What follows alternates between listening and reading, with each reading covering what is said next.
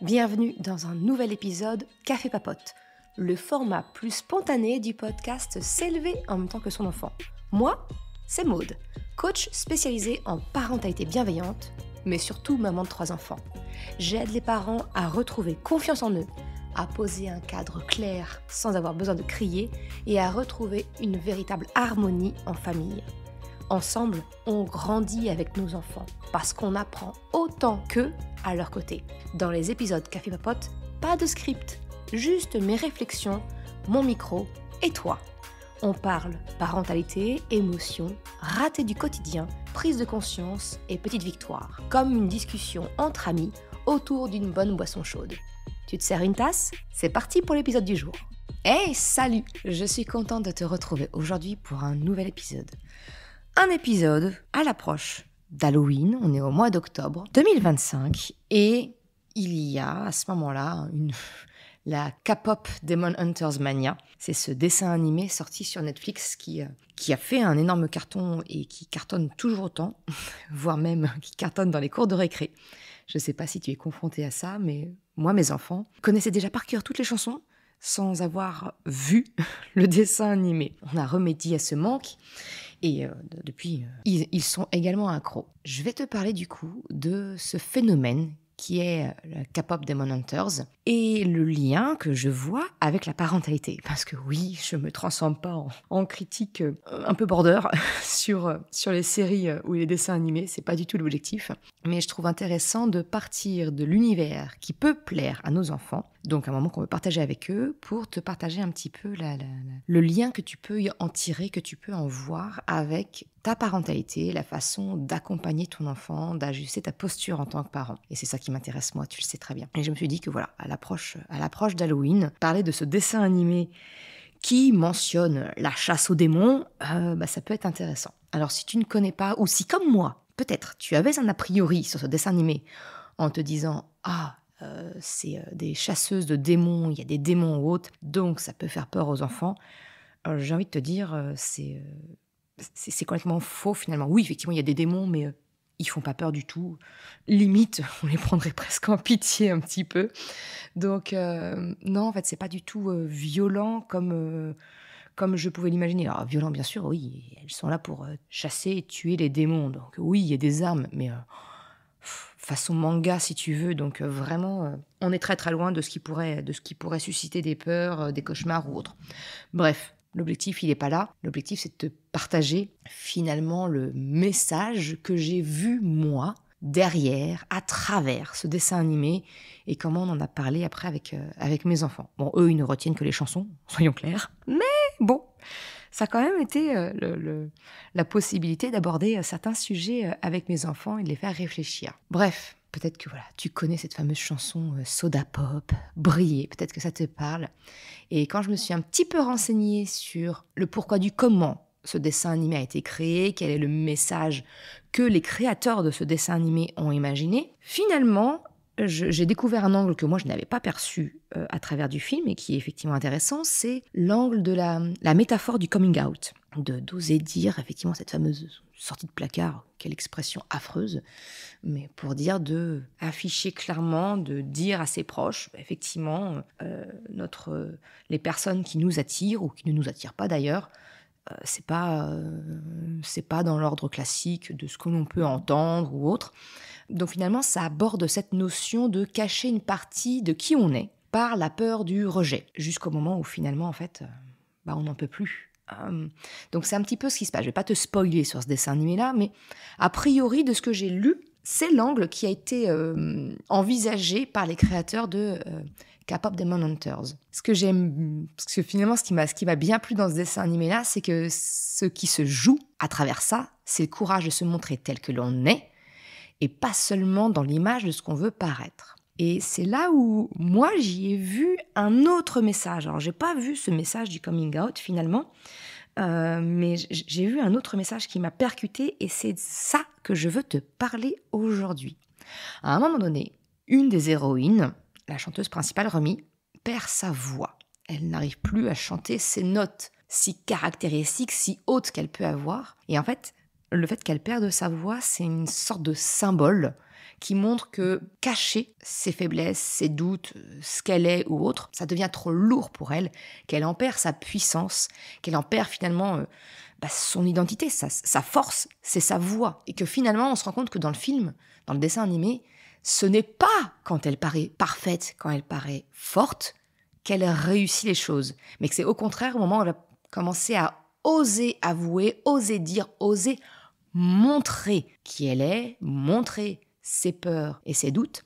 Et voilà, encore une fois, mon but n'est pas de te spoiler, je ne te dis rien concernant l'intrigue principale du dessin animé, si ce n'est que le message que j'en ai déduit, si tu veux, c'est cette notion de... à un moment donné, il y a une des chanteuses, alors c'est Mira, je crois. Celle qui, franchement, quand tu la regardes, elle te fait peur, parce qu'elle sourit très très peu, elle paraît très froide. Et elle me dit à un moment donné dans le dessin animé, je sais qu'il faut faire taire nos peurs et nos doutes, qu'on doit cacher nos faiblesses, qu'on doit cacher nos peurs et nos doutes. Et c'est ça, moi, le message, tu vois, en fait, que je retiens de ce dessin animé. C'est de ça, derrière, que j'ai pu discuter avec mes enfants pour voir comment ils le perçoivent, pour voir est-ce qu'ils avaient vu cette idée-là, qu'est-ce qu'ils en pensaient, est-ce que c'était vrai selon eux, est-ce qu'il faut qu'on cache nos peurs, nos doutes, nos faiblesses. Et ça se termine bien pour les 3 héroïnes, les 3 chasseuses de démons, à partir du moment où elles ne cachent plus leurs peurs, leurs doutes, ce qu'elles considéraient être comme des faiblesses, tu vois. Et ça, je trouve ça hyper important. Déjà, comme je pense que tu vas être d'accord avec moi, comme valeur, comme notion à transmettre à nos enfants, leur dire qu'on a le droit d'avoir peur, on a le droit de douter, on a le droit de ne pas être sûr de nous, et pour autant, il n'y a pas besoin de le cacher, il n'y a pas besoin de paraître fort ou de paraître forte. C'est pas une fin. Voilà, souvent on associe ça comme de la vulnérabilité, comme de la faiblesse, de douter, d'avoir peur, alors que ce ne sont, à mon sens, que de la faiblesse et de la vulnérabilité si on ne le prend pas en compte, si on reste sur cette idée-là, en fait, si tu veux.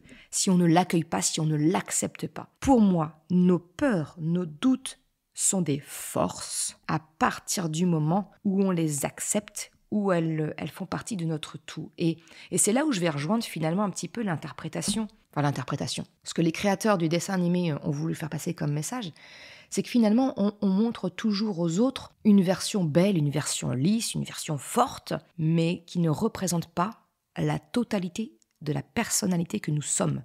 Ça ne représente pas, ça ne dit pas qui on est complètement. Parce que tout autant que nous sommes des êtres vivants, complexes, et on n'est pas que force et lumière. On a aussi toutes et tous une part d'ombre, une part de doute, une part de moins bien, de faiblesse, comme on pourrait le dire, et qu'on a tout à y gagner si on intègre cette partie-là à nous, si on arrête de se battre contre elle et de la rejeter en permanence. C'est là où ça devient notre talon d'Achille, c'est là où ça devient notre faiblesse. Parce que, pour que tu comprennes bien mon idée, c'est que finalement, si tu regardes d'autres cas de figure, je regarde une autre série actuellement où on va faire du chantage aux personnes pour ne pas dévoiler leurs petits secrets. Mais en fait, le chantage, par exemple, prend racine, a de la force à partir du moment où tu cherches à cacher quelque chose, à ce que ça ne se sache pas, que ta faiblesse, ton doute, tes peurs ne soient pas visibles. Et d'ailleurs, c'est ce qui se passe dans le dessin animé. À un moment donné, il y a une forme de chantage, de menace je vais révéler aux autres qui tu es, vraiment. Mais en fait, si tu acceptes qui tu es, si tu acceptes cette part d'ombre, mais le chantage ne tient pas, il n'a plus aucune force. Et c'est en ça que pour moi, notre peur, nos doutes, tout ce qui peut paraître faible devient une force en réalité à partir du moment où on les intègre, à partir du moment où on les accepte, parce qu'il n'y a plus rien qui peut prendre appui dessus. On ne peut plus nous faire du chantage, on ne peut plus se battre, perdre notre énergie à essayer de cacher ça, et de se montrer fort. Non mais moi je suis forte, je suis indépendante, je peux y arriver toute seule.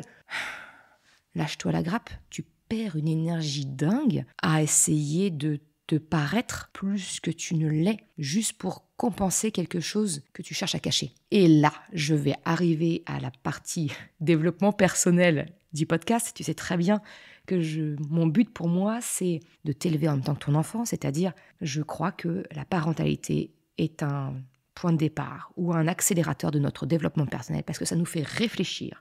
Pour nos enfants, on va réfléchir finalement sur nous-mêmes. Et donc, on arrive à cette phase-là.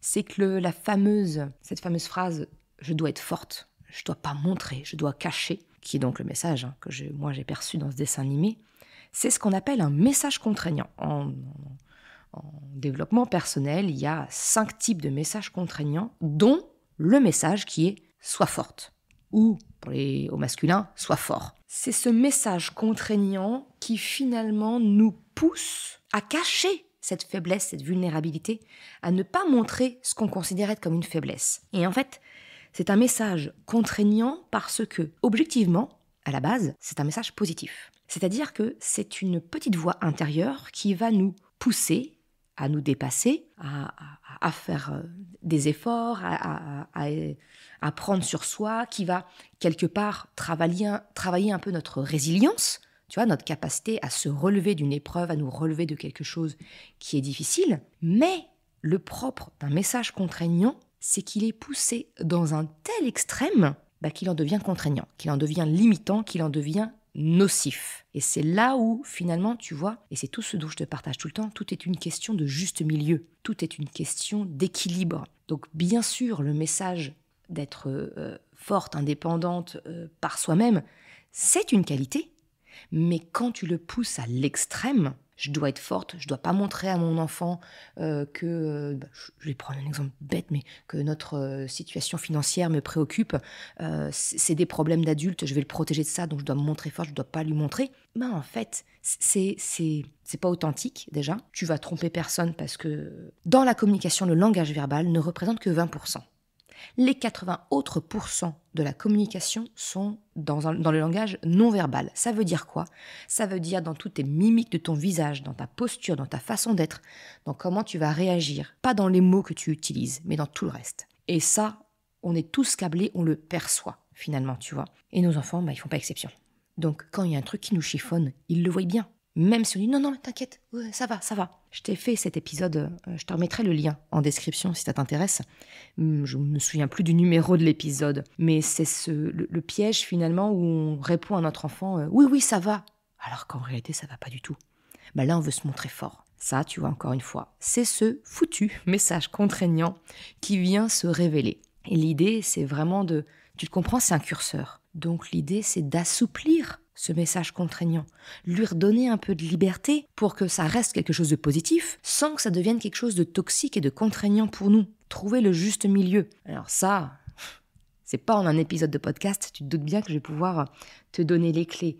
J'en ai déjà un petit peu parlé, alors là je ne saurais pas te dire dans quel épisode de podcast, c'est quelque chose en tout cas que j'aborde vraiment à fond dans la formation CV en même temps que son enfant. Il y a un moment donné, tu passes le test pour savoir quel est ton niveau sur chacun des 5 messages contraignants. Et puis comment, là c'est là où je te donne effectivement les clés de comment on vient l'assouplir. Oui, tu vas me dire, Maud, tu fais encore la pub pour ta formation.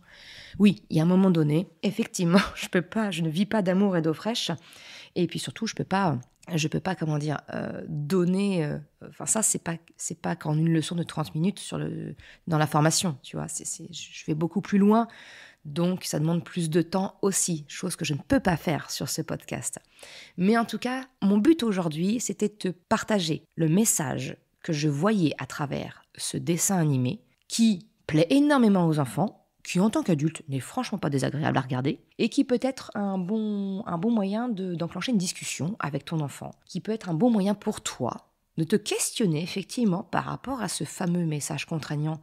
Sois forte. Est-ce que c'est quelque chose qui résonne en toi ? Est-ce que tu trouves qu'effectivement, tu serais peut-être concerné par ce message devenu un peu trop fort et qui devient donc un peu trop contraignant ? Voilà un petit peu ce que je voulais te partager à travers cet épisode où on parle de K-pop Demon Hunters, à ce moment d'Halloween où c'est la chasse aux monstres, la chasse aux démons. Ça peut être la thématique du mois d'octobre. Bref, voilà un petit peu ce que je voulais te partager, voir le message que moi j'en ai vu dans ce dessin animé, et qu'effectivement, sans te spoiler encore une fois, ça se termine bien à partir du moment où les 3 chasseresses, comme elles se nomment, acceptent leurs peurs, leurs doutes, et qu'elles assouplissent ce message contraignant de « sois forte ». En tout cas, moi, ça m'a beaucoup parlé, et c'était une chouette discussion après que j'ai eue avec mes enfants pour parler de cette thématique. Si tu veux qu'on en parle, toi et moi également, ce sera avec grand plaisir. Tu peux me contacter directement sur mon blog merrecredi.com et également sur les réseaux sociaux. Et là où je suis actuellement la plus réactive, on va dire, ça va être sur Instagram avec le compte Merrecredi. MERECREDI, tout simplement, tout attaché, sans accent. Voilà, j'espère que peut-être ça te donnera envie de regarder ou de re-regarder ce dessin animé pour voir quelle interprétation tu en fais toi. Et puis, planter cette petite graine de réflexion autour du message contraignant « Sois forte ». Je te souhaite une excellente journée, après-midi, soirée, quel que soit le moment où tu as écouté cet épisode. Et je te dis à très bientôt. Ciao! Je te remercie d'avoir écouté cet épisode jusqu'à la fin. Si tu souhaites soutenir le podcast pour m'encourager à continuer à créer des épisodes, eh bien, tu peux le faire sur le site merrecredi.com/soutien en me faisant un don libre. Une autre façon de m'encourager et qui est vraiment très efficace, eh bien, c'est d'en parler tout simplement autour de toi, de partager le podcast, le site. Et si le cœur t'en dit, eh bien, c'est également de me laisser un commentaire ou une note sur Apple Podcast, Spotify, quelle que soit la plateforme, si elle te le permet. Ça m'aide vraiment à faire connaître le podcast, à diffuser ce message qu'une autre façon de la parentalité est possible. Un grand merci à celles et ceux qui prennent le temps de le faire, mais également ceux qui m'envoient des messages privés. Ça me fait toujours très chaud au cœur. Je te souhaite une excellente journée, après-midi, soirée, quel que soit le moment où tu écoutes, et je te dis à très bientôt pour un nouvel épisode. Ciao!